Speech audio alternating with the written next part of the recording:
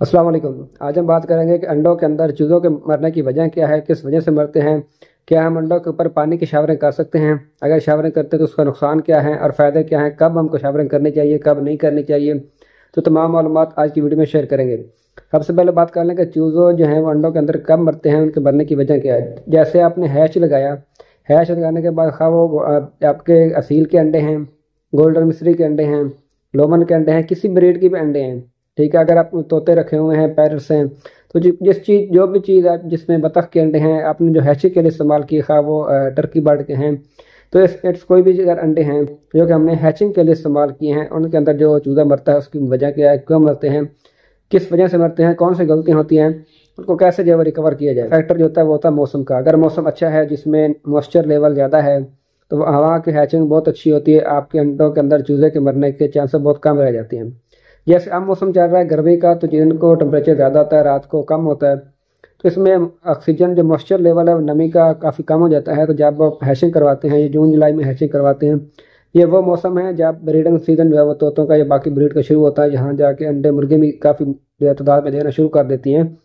तो आपने करना क्या है कि आपने कोशिश करनी है एक टेम्परेचर मीटर लेना है जिसके ऊपर ह्यूमिडिटी और टेम्परेचर दोनों वो शो करें। अगर आपने मुर्गी बिठाई है या बॉक्स के अंदर अपने तोतों के अंडे रखे मीटर है वो लगा देना है, और सही है कि आपको टेम्परेचर का आइडिया होगा कि अंदर बॉक्स के अंदर टेम्परेचर क्या चल रहा है, मॉइस्चर क्या चल रहा है। अब जो आपने देखना है कि अगर आपका मॉइस्चर वहाँ 40% से कम है तो वहाँ आपने कोशिश करनी है कि शावरिंग जो है वो उसको डब्बे के अंदर कर दें, शावर बोतल से शावरिंग कर दें, ताकि वहाँ का जो मॉइस्चर है आपने कमो बेश जो मॉइस्चर रखना है वो 60% आपका होना चाहिए, 50 से 60% आपका मॉइस्चर होना चाहिए। टेम्परेचर की बात करें तो 37.2 से लेकर 37.7 तक आप बेहतरीन आइडियल टेम्परेचर रख सकते हैं। इससे अगर ऊपर लेके जाते हैं तो सही है कि चूज़ा आपका थोड़ा सा 21 दिन से पहले निकलने के चांसेस बन जाते हैं। फिर उस चूज़े को थोड़ा सा जो है वो हीट स्ट्रेस भी होता है, तो कोशिश करें कि 37.2 जो बेहतरीन आइडियल टेम्परेचर चलता है। अब ये है कि अंडे के अंदर चूज़ा क्यों मरता है, उसकी क्या वजह है। अंडे के अंदर चूज़ा तब मरता है जब उसको मॉइस्चर बहुत कम मिले, उसके अंदर अंडे के अंदर जो पानी की मिकदार होती है बिल्कुल ड्राई हो जाए, टेम्परेचर ज़्यादा हो, तो उस वजह से चूज़ा मरना शुरू हो जाता है। नंबर एक।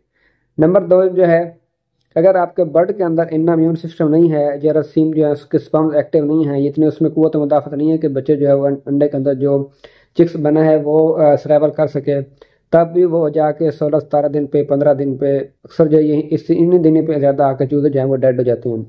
कुछ अच्छा, उसके बाद अगर आपने जो बहुत ज़्यादा मॉइस्चर दे दिया है, बहुत ज़्यादा पानी की शावरिंग कर दी, उसका नुकसान क्या होगा आपको।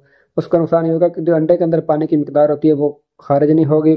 ठीक है, चूज़े के अंदर जो है वो चिपचिपाहट बन जाएगी ज़्यादा मॉइस्चर होने की वजह से। तो जैसे चूज़ा चूंझ मार के जो है वो डिपीकिंग करेगा, तो उसके बाद जैसे थोड़ी सी हवा लगेगी, वो जो अंदर वाली चिकनाहट होगी वो खुश्क होना शुरू हो जाएगी, जिसमें चूज़े का अक्सर आपने देखा होगा कि उसके जो पर हैं, ये चूज़ा अंदर जो है वो चिपक जाता है, जो अंदर वाली झिल्ली होती है, झिल्ली के साथ चूज़े निकलने में उसमें काफ़ी जो प्रॉब्लम आती हैं।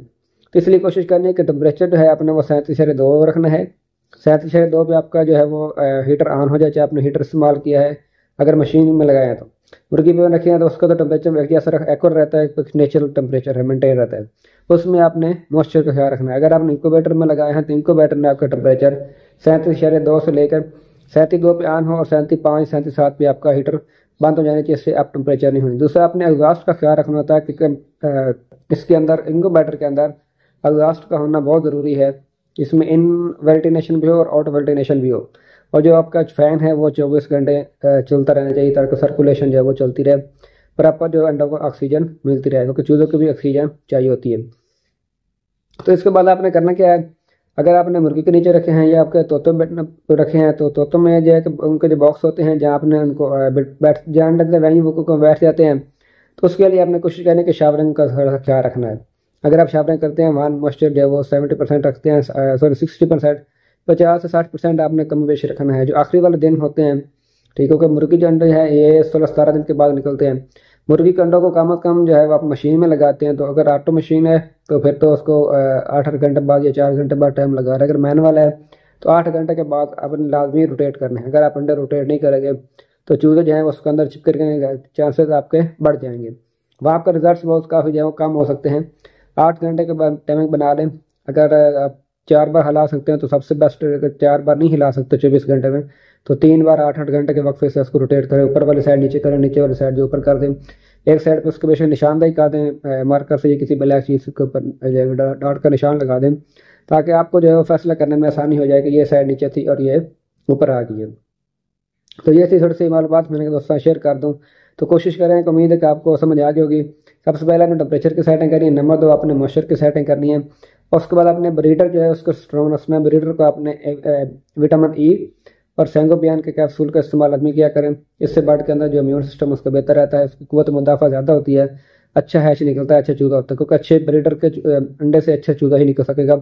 अगर आपके पास ब्रीडर में इतनी कुव्वत सख्त नहीं है, फिर वही मसला बनेगा 16-17 दिन पे जाके, 12 दिन पे, 13 दिन पे जो आपके चूज़ा है वो अंडे के अंदर मरना शुरू हो जाते हैं। क्योंकि जैसे जैसे दिन आगे जाते हैं चूज़े की ग्रोथ वहाँ थोड़ा ज़्यादा हो जाती है, तो फिर अंदर उसको सर्वाइवल करना, वो उसकी इतनी इम्यूनिटी नहीं होती है, इतनी पावर नहीं, फिर वो सर्वाइवल नहीं कर सकता, वहाँ जाके उसके डेड होने के चांसेस ज़्यादा हो जाते हैं। तो इसलिए कोशिश करें कि इन गलती को दूर करें। मज़ीद इंशाल्लाह कुछ पॉइंट रहेगा तो कुछ कल की वीडियो में डिटेल के साथ शेयर करेंगे।